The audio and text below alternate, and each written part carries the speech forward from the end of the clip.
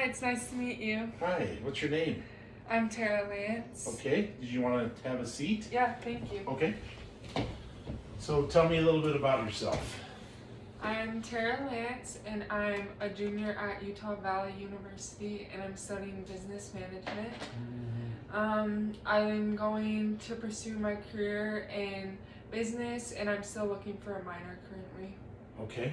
Um, Thank you. What else? Is there anything else you'd like me to know about yourself before we get started on the interview? I'm really interested in this position, so I'm happy to hear what you have to say. Okay. So I'm gonna go through a series of questions, about 10 questions, and just answer them to the best of your ability. Okay. Thank you. So this first question is about skills, basically your work ethic. So I want you to tell me about a time you showed initiative. What prompted you to get started, and what were the results? A time I took initiative was when I didn't know what to do. So instead of just not knowing what to do, I took initiative and went to my boss and asked for help.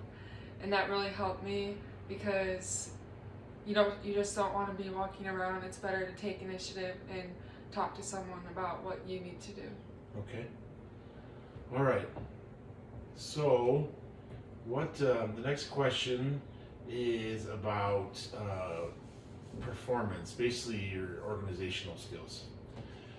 This question reads as follows. It says, can you describe for me a corporate strategy or a resource which you maximize to have a positive impact on your business?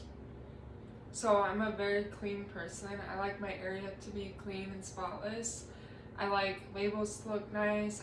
I like everything to look clean for the customers and the associates that I'm working with. Okay, so how did that help your corporation or the place that you work? It helps when a bigger manager comes in and they see your area and see how nice it looks. It makes you look really good. Okay, who else would it impact besides your manager? Who else would doing that help? It would impact me and my associates and my team. Okay. So tell me about a time when you disagreed with a corporate strategy. What was the strategy and what didn't you agree with, and then what did you do? So when I transferred jobs, they were doing something like that was not allowed at all, and that I never have done at another store.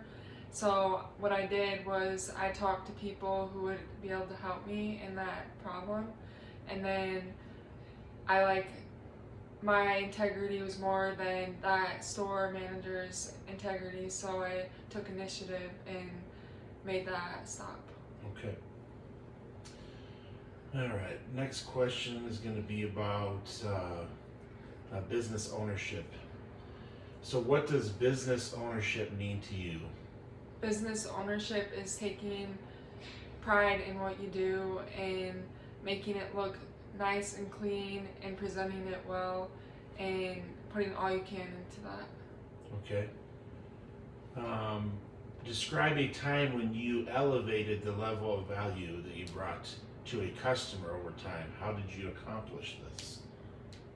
So when I worked at Subway, there was always the same customers and you kind of just get to know them, and over time you learn to treat every customer the same, no matter if they're always the same customer or if they're a new customer. Okay. So this one talks about a desire for success and recognition. So tell me about a professional sales achievement that you're most proud of. One that I'm most proud of is making my back room look good. The thing that helped the most was driving sales, putting features out that would go well with the seasons, and marking down prices so we could sell stuff so the back room would look good and get rid of that product. Okay. Can you recall a time when you were less than pleased with your own performance? The time that I was most displeased with my performance is when I wasn't doing well and I could tell, and then from that I got to work harder because I knew I wasn't doing my best. Can you be more specific about what that time was? Like, well, tell me more about it. When I wasn't like showing up to work or I had like bad occurrences, um, after a couple times you kind of step back and you're like, oh, I shouldn't be doing this, or like, oh, my manager isn't happy. Like that's the kind of stuff that you have to know so you show up to work. Okay. Describe your level of competitiveness. Tell me about a specific situation where your competitiveness helped you achieve better results than your peers. So at my last job, people know that I'm younger, so it's like I kind of have to be competitive with the people that are older than me, but people take it as like, oh, she's younger, blah blah blah, she can't do this. But I take it as like, oh, I get to strive for my performance. I'm younger and I have more years to perform, and I can become a team lead or manager at a younger age. Okay, good. This is about influence and persuasion.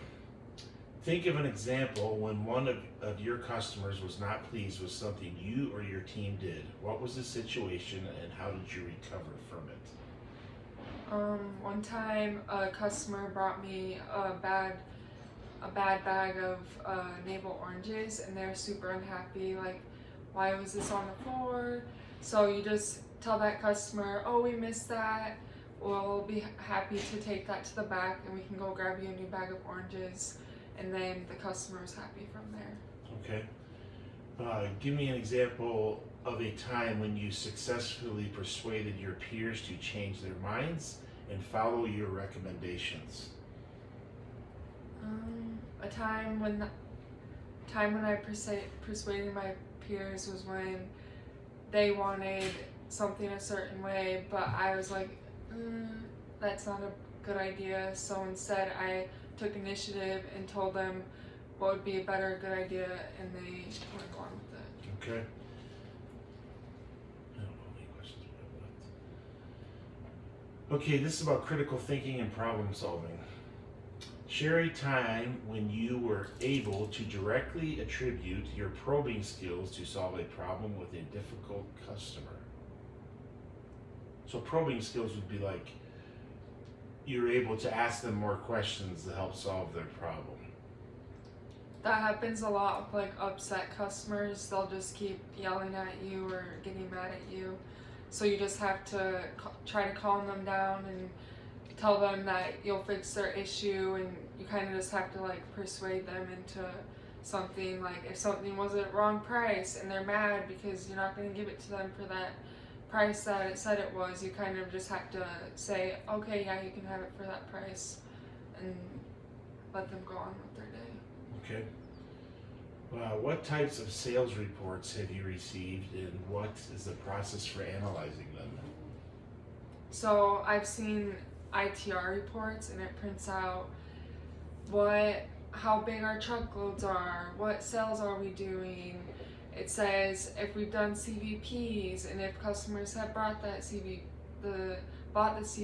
stuff. So you kind of just analyze it, and it'll let you know how your sales are doing. Did a truck come in but you didn't receive it, or that kind of stuff.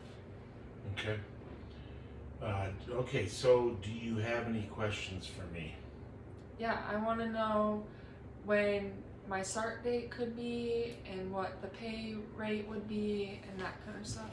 Okay, so your start rate, we call it pay periods, would be October 9th. Your salary starts off at $48,000, but you also get some work credits. So your starting pay is probably going to start at $52,000. Do you have any other questions besides that one? Will I get 401k benefits and vision and that kind of stuff, or how does that work? We do have 401k. We match up to a certain amount that you put in, so you have to put in to get 401k. You also have vision benefits, but you have to pay for those. I believe it's taken out of your paycheck every 2 weeks, which is $25 a paycheck. So you'll get your vision benefits. You also have to pay for medical, but our medical actually is really good, especially if people have things where they have to travel. Like for instance, the last person had a kidney disease and actually had to have a transplant, and they were able to travel, and their family members were able to stay there with them, and all those things. So yes, we do have medical, vision, and 401k. Okay. Thank you so much. I'm very excited to pursue my career in this position and get to know this company better. Thank you. Thank you.